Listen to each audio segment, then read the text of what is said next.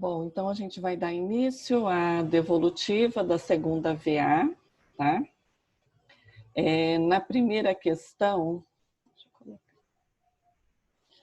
ela se refere, né, aos anti-inflamatórios não esteroidais, cuja potência analgésica e anti-inflamatória varia de acordo com a meia-vida plasmática da droga e a dose empregada. Também apresentam diferentes perfis no que diz respeito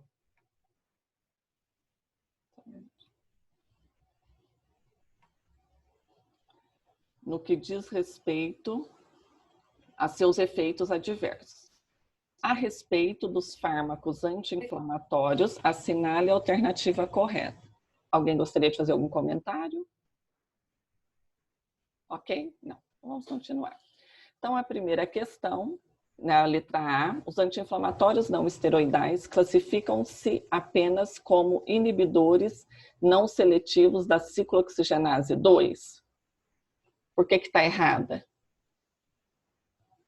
Porque nós sabemos que os anti-inflamatórios não esteroidais, eles têm duas classificações principais, que são os não seletivos, né, que inibem tanto a COX-1 quanto a COX-2, né? Quais são?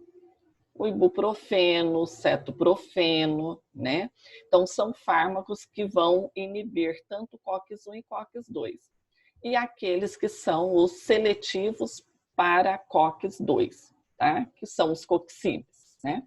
Então, AINES inibem COX-1 e COX-2 de maneira não seletiva e de maneira seletiva para COX-2, que são os coxibes. Letra B.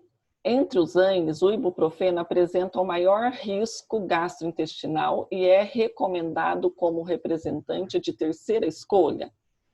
Está errado também. Por quê? Porque o ibuprofeno, ele não é o fármaco anti-inflamatório não esteroidal que tem maior risco gastrointestinal. Nós sabemos que o ácido acetilsalicílico ou aspirina, por ele ser preferencialmente seletivo para COX-1, é o que apresenta maior problema, né, gastrointestinal. Letra C. O uso de AINES não é recomendado durante o primeiro e o segundo trimestres de gravidez. Quando absolutamente necessário, deve-se lançar mão de outro fármaco na menor dose e pelo menor tempo possível. Diclofenaco e ácido acetilsalicílico são AINES preferenciais para serem prescritos para gestantes. Está errada, por quê? Porque nós sabemos que os anti-inflamatórios não esteroidais preferenciais para gestantes, como nós vimos, é o ácido acetilsalicílico, que está certo, e ibuprofeno, e não diclofenaco. Letra D. Os AINES inibem a via das lipoxigenases, suprimindo, portanto, a formação de leucotrienos e de lipoxigenases. Também está errada, por quê? Porque nós também vimos que os AINES inibem preferencialmente qual enzima? A ciclooxigenase. Quem inibe a lipoxigenase são os anti-inflamatórios esteroidais, né? E a letra E está certa porque os AINES antagonizam os efeitos antihipertensivos de inibidores da enzima de conversão de angiotensina, né? Por bloquearem a síntese de prostaglandinas e, consequentemente, o efeito vasodilatador dos IECAs, tais como enalapril.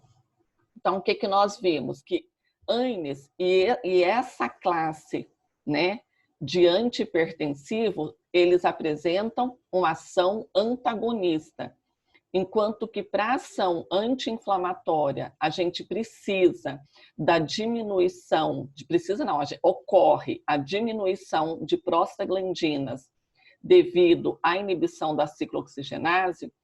Aqui, quando o paciente faz uso de um antihipertensivo dessa classe, ocorre aumento de prostaglandina para que tenha o efeito de vasodilatação. Então, os efeitos aqui são antagonistas, tá? Então, por isso que a letra E, né, então, está correta. A segunda questão A inibição de enzimas como a ciclooxigenase é o principal mecanismo de ação dos fármacos classificados como anti-inflamatórios não esteroidais.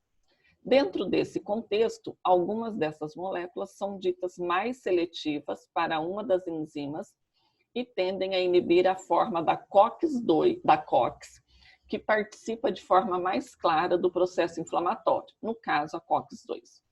Dos fármacos abaixo, qual apresenta maior seletividade para a COX-2? Aqui, então, de todas essas alternativas, né, o único aqui que pertence à classe inibidora da COX-2, que são os coxibes, é o etoricoxib, né? Os outros são inibidores não seletivos, tá certo? Da COX, né? Inibe tanto COX-1 quanto COX-2. E esse aqui também eu inventei, etodolaco não existe.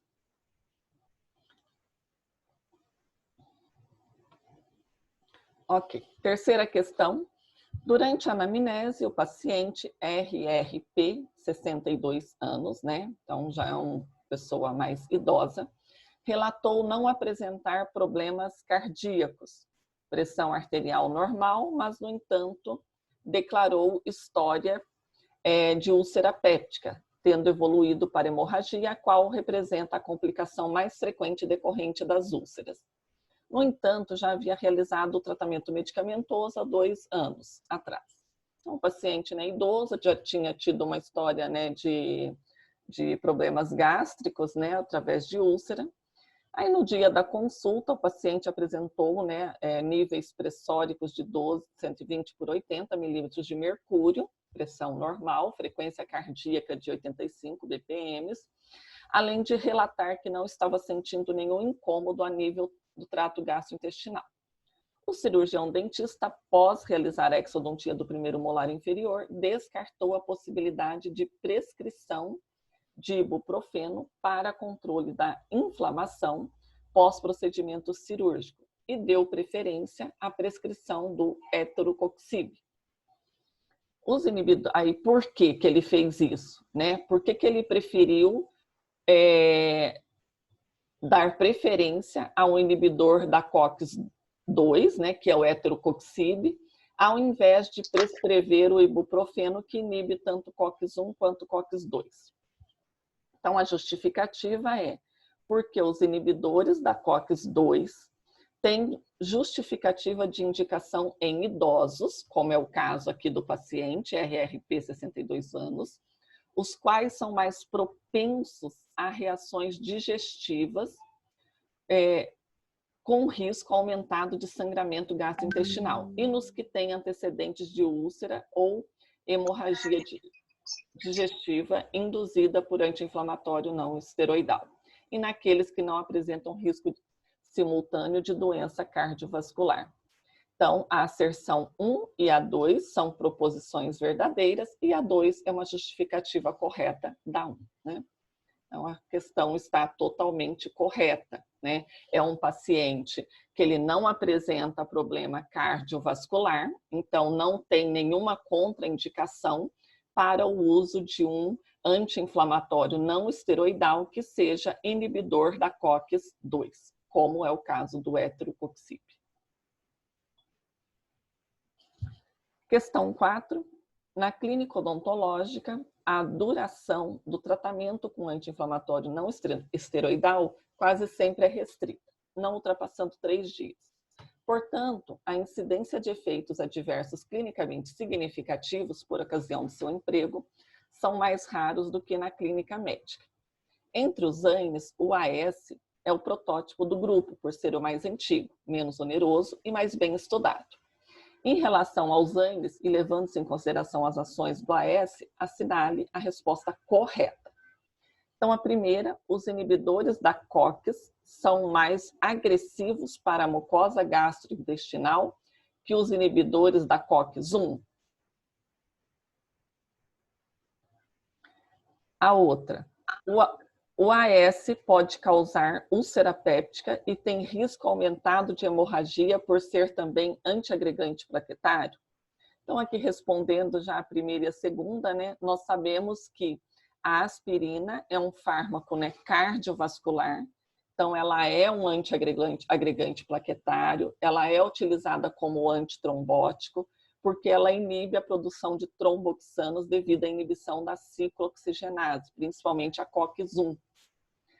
Além disso, nós vimos também que na mucosa gástrica, as prostaglandinas produzem bicarbonato e muco e também reduzem a produção de ácido clorídrico.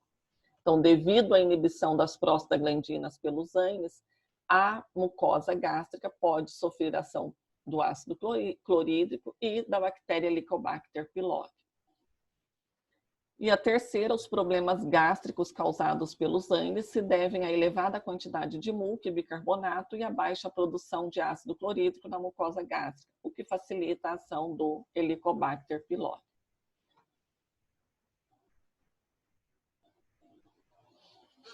Então, além disso, nós vimos também que os ANES de segunda geração, eles não apresentam efeito trombótico e também efeitos sobre a mucosa gástrica, mas eles mantêm os efeitos sobre os rins. Então, nesse sentido, vou mostrar aqui as alternativas. Então, nessa quarta questão, somente a 2 está correta, né? O AS, então... Oi? Por que ela não está correta? Porque a COX-1 é proteção gástrica, então o inibidor da COX, eu não entendi. Aqui está falando...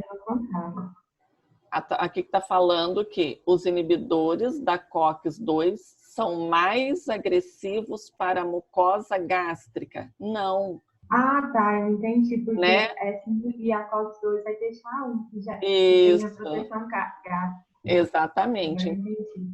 Então os inibidores... Por nada, tranquilo. Então seria só a questão 2, né, que está correta. A 1 e a 3 estão erradas. Porque aqui também, olha só, a 3.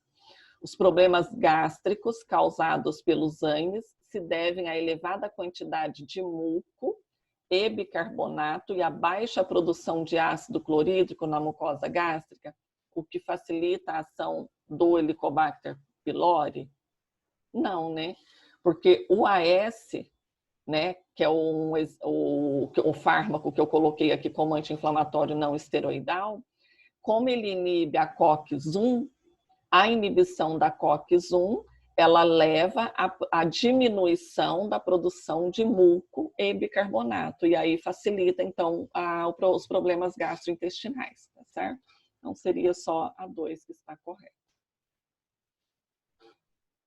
Quinta questão. Os anti-inflamatórios não esteroidais são indicados para prevenção e controle da dor de intensidade moderada a severa, no período pós-operatório de intervenções odontológicas eletivas, como exodontia de inclusos, cirurgias periodontais, colocação de implantes múltiplos e enxertias ósseas. São as principais indicações. Com relação aos ANES, é para assinalar V para a sentença verdadeira e F para a sentença falsa. E em seguida, assinale a alternativa correta. Então, a primeira seria: o cetoprofeno é um anti-inflamatório não esteroidal amplamente utilizado terapeuticamente como antiagregante plaquetário? Então, a resposta correta seria o AS, né? Porque o AS que é o anti-inflamatório não esteroidal utilizado como antiagregante plaquetário. Por quê? Porque ele é o principal fármaco que causa a inibição, né, de tromboxanas, tá? Então, como ele atua principalmente sobre as tromboxanas, né, esse fármaco aqui, o AS, é o que é utilizado por pessoas que já tiveram, né, problemas tromboembolíticos na dose de 70 a 75 miligramas para que tenha ação, então, antiagregante plaquetário. Então, essa aqui está errada. Os ANES atravessam a membrana e ativam seus receptores no citoplasma. Esse complexo vai para o núcleo, onde se liga ao DNA, impedindo a transcrição de genes. Por que está errado? Porque aqui, quem atua por esse mecanismo de ação que está descrito aqui, não são os anti-inflamatórios não esteroidais, mas sim os anti-inflamatórios esteroidais, os corticosteroides, né?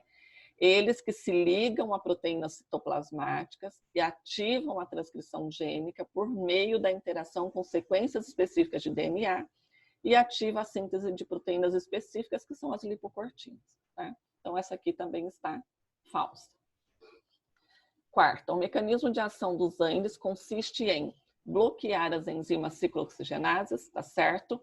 O que impede a produção de prostaglandina, prostaciclina e tromboxanos a partir do ácido araquidônico. Então, essa aqui é verdadeira. Os principais efeitos adversos que ocorrem pelo uso crônico de AINES não seletivos, ou seja, aqueles que atuam sobre COX-1 e COX-2, são insuficiência renal, gastrite e diminuição na agregação plaquetária. Então, essa aqui também é verdadeira. Então, a resposta aqui ficaria falso, falso, verdadeiro e verdadeiro. Ok?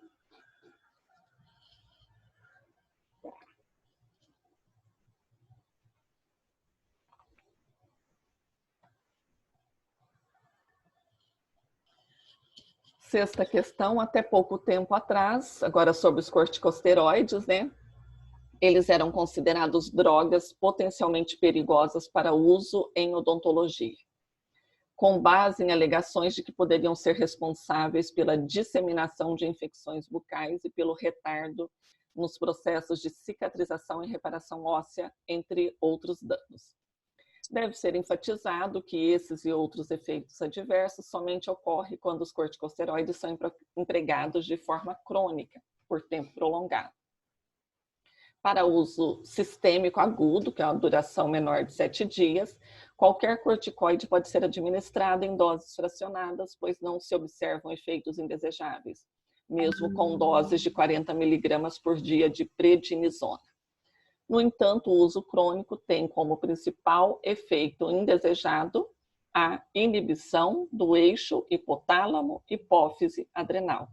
Então, aqui, né, só para relembrar, nós temos, então, como que são produzidos os corticoides no nosso organismo.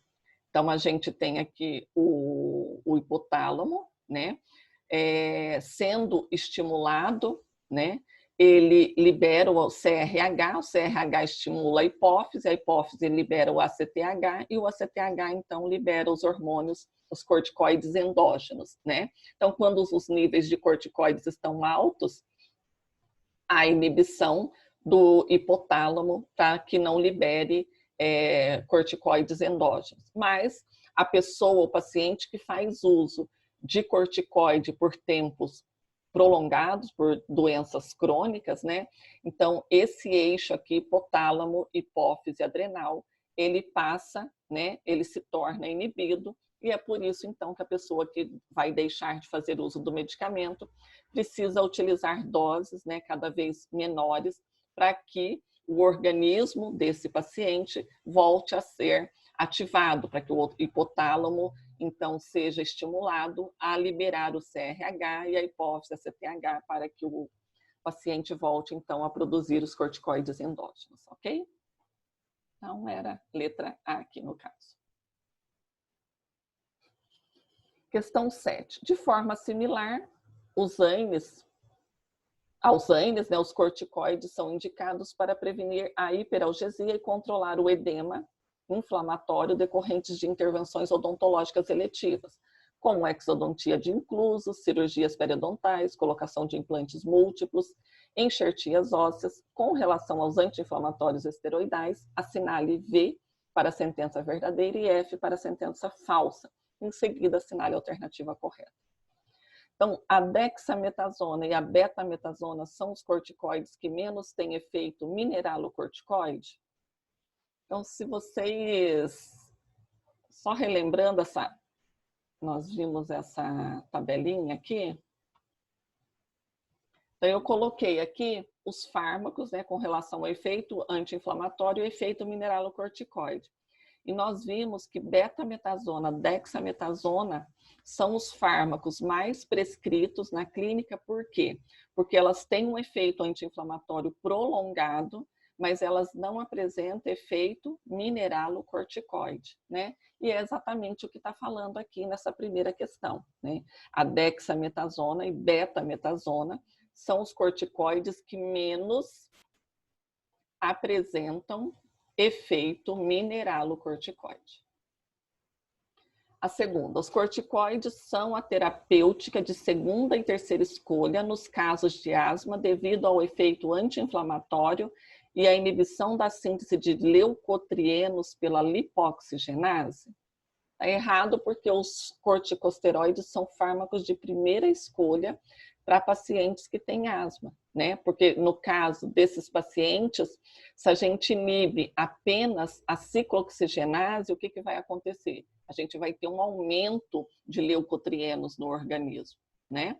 Então, essa alternativa está errada, né? Nesse caso aqui, asmáticos devem utilizar como anti-inflamatórios de primeira escolha, né, os corticosteroides, e não são medicamentos de segunda ou terceira escolha. A terceira, a terapia com corticoides por períodos prolongados maiores de 1 ano não pode ser interrompida de forma abrupta para não haver prejuízo à saúde do paciente. Está certa, né? Como nós vimos na questão anterior, pacientes que tomam corticoides por uso prolongado, eles deixam de produzir corticoides endógenos, né? Então, por isso que não pode ser interrompida a terapia com corticoide de maneira abrupta. E a quarta, um dos efeitos colaterais da prednisona, glicocorticoide de ação intermediária, é a retenção de líquido devido ao efeito mineralocorticoide.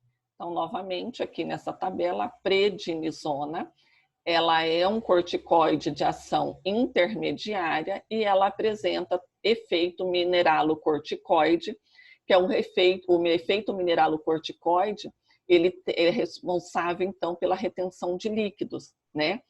Então, por isso que está correta a alternativa. Prednisona é de ação intermediária e tem efeito mineralocorticoide. Então, ficaria verdadeira, falsa, que é essa aqui, né, de segunda e terceira escolha para asmático, e está errado porque é de primeira, e verdadeira e verdadeira.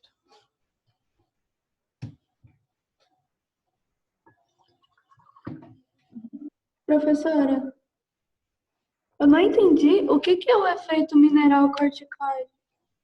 O efeito mineralocorticoide é a ação da aldosterona. Lembra, quando nós temos... deixa eu voltar aqui. Quando a gente tem... nós temos fármacos...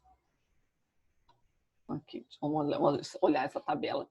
Então, o que acontece? Nós temos corticoides, todos esses... Essa primeira coluna aqui são medicamentos corticoides, tá? Então, o efeito anti-inflamatório, tá? Ele é devido às... como que eu posso explicar? Deixa eu voltar aqui. Segunda aula. Anti-inflamatórios esteroidais.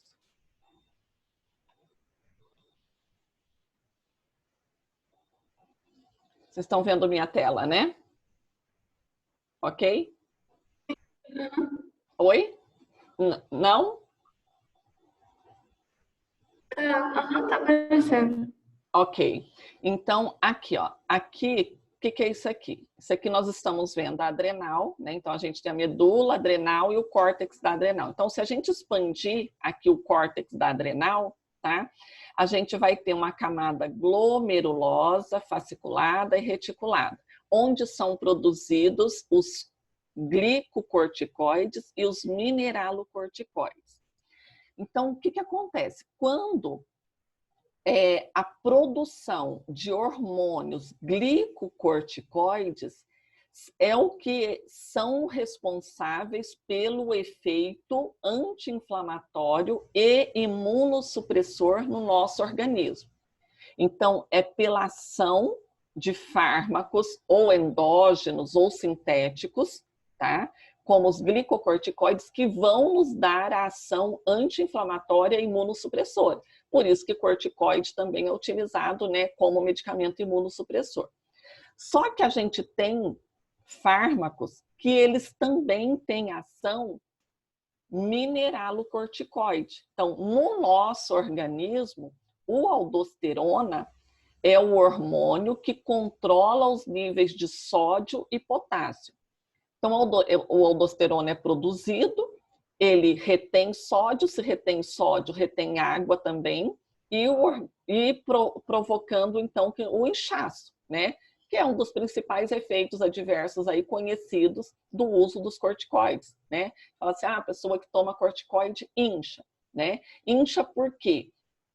Nesses casos, por causa da ação mineralocorticoide, né? Então, alguns medicamentos, como esse que eu coloquei, o prednisona, prednisolona, além do efeito glicocorticoide que ele apresenta para o paciente, que é a ação anti-inflamatória, esses medicamentos, eles também têm uma ação mineralocorticoide, tá? E a ação mineralocorticoide provoca o que no organismo? Retenção de sódio, retenção de líquidos, tá? Então, quando eu coloco essa tabela aqui, voltando. Então, quando eu coloco essa tabela aqui para vocês, com medicamentos glicocorticoides, efeito anti-inflamatório e mineralocorticoide, então, o que a gente está observando aqui? A gente está observando que nós temos medicamentos que apresentam uma ação mais prolongada, o que é considerado uma vantagem para o paciente, por quê? Porque ele vai ter que tomar o medicamento uma vez por dia, né? Então, isso é bom para o paciente. Se ele não precisa tomar 3, 4 vezes ao dia o medicamento, mais fácil dele seguir direitinho o tratamento, né? Só que aqui o efeito mineralocorticoide é um efeito indesejável para o corticoide. A gente não deseja que o medicamento apresente efeito mineralocorticoide. No caso aqui dos anti-inflamatórios esteroidais, né? Por quê? Porque senão vai ocorrer o efeito, né, de retenção aí de sódio, potássio, retenção de líquidos, tá certo? Então aqui, nesse caso aqui, né, que eu estou falando, um dos efeitos colaterais da prednisona é que ela apresenta um efeito mineralocorticoide, mas ela tem uma ação anti-inflamatória intermediária. Entendido? Ficou claro? Sim, ficou, eu entendi agora. Obrigada. Por nada. Questão 8. Atualmente, os corticoides, juntamente com os antifúngicos, são os medicamentos tópicos mais prescritos na atenção primária para o tratamento de processos inflamatórios da pele e mucosas, tais como aftas, ulcerações, gengivites, entre outros. A respeito dos corticoides, avalie as assertivas a seguir e assinale a alternativa correta. Primeiro, são análogos aos glicocorticoides endógenos? Tá certo, né? Lembra que eu falei que todos os anti-inflamatórios esteroidais, eles foram sintetizados no laboratório a partir do quê? Do cortisol e da cortisona, né? Então, eles são análogos, né, dos glicocorticoides endógenos, tá certo, tá? São medicamentos que foram produzidos em laboratório, mas baseados no conhecimento ou na produção de hormônios endógenos produzidos, né, pelo nosso organismo. Então, os AINES, coloquei aqui, os corticosteroides, são análogos aos glicocorticoides endógenos, como, por exemplo, cortisol e cortisona. Está correto. A prednisona promove uma diminuição da expressão gênica de fatores de adesão celular, como as integrinas e selectinas. Errado, né? Estou falando do mecanismo de ação dos anti-inflamatórios esteroidais, que é a prednisona. Então, o que que ela faz? Ela promove aumento da expressão gênica e não diminuição, por meio da produção do quê? De proteínas que são as lipocortinas, né? Lipocortinas, a lipomodulina, né? São as proteínas, então, responsáveis por inibir a lipoxigenase. Então, está errado também a 2. 3. Ocorre como efeito farmacológico a diminuição da produção do óxido nítrico, resultando assim em um processo de hipertensão arterial? Não, né? Não tem nada a ver esse mecanismo aqui de ação dos anti-inflamatórios não esteroidais que eu escrevi aqui, porque não ocorre diminuição de produção de óxido nítrico, mas nós sabemos que ocorre diminuição do quê? De leucotrienos, prostaglandinas e prostaciclinas, né? Pela inibição da lipoxigenase. Então, também está errada a terceira. Eles induzem a diminuição de vasodilatação, a permeabilidade vascular, a hipersensibilização de nociceptor, provocando inibição de edema, dor e efeito quimiotático de leucócito. Tá certo, né? É o efeito resultante aí da ação dos anti-inflamatórios esteroidais. Sua administração prolongada acarreta um efeito de feedback, no qual ocorre uma diminuição da liberação de CRH, hormônio liberador de corticotrofina, pelo hipotálamo, e a CTH, hormônio adrenocorticotrófico da hipófise, resultando também em uma consequente paralisação do eixo hipotálamo-hipófise-adrenal. Então, a quinta também está certa, né? Então, aqui está explicando como que ocorre o mecanismo de ação dos mecanismo de ação não, mas a produção de glicocorticoides endógenos no nosso organismo, né? Professora, Oi? essa questão está falando dos esteroidais, né? Isso. Mas a 3 está falando dos não esteroidais e não tem especificando. Como que a gente quer saber? Como? Não, mas aqui, ó, a questão, aqui o enunciado é sobre os corticoides, ó, a respeito dos corticoides, avalie as assertivas a seguir. Tá vendo? Então, tudo que está aqui na de 1 a 5 se refere aos corticosteroides. Mas a 3 não está referindo aos não esteroidais, olha? Não. Porque a resposta certa não seria... Não, tá. não. Aqui eu estou falando que ocorre diminuição, que o uso de corticosteroides, eu estou afirmando que o efeito farmacológico é a diminuição de óxido nítrico e resultando em um processo de hipertensão. Está totalmente errada a 3, porque corticosteroide, ele provoca diminuição de leucotrienos, prostaglandinas e prostaciclinas, pela inibição da lipoxigenase. Eu pensei que era só de leucotrienos. Ah, tá. Entendeu? Então essa aqui tá, todas as questões aqui se referem, né, aos corticoides, tá bem? Obrigada. Por nada.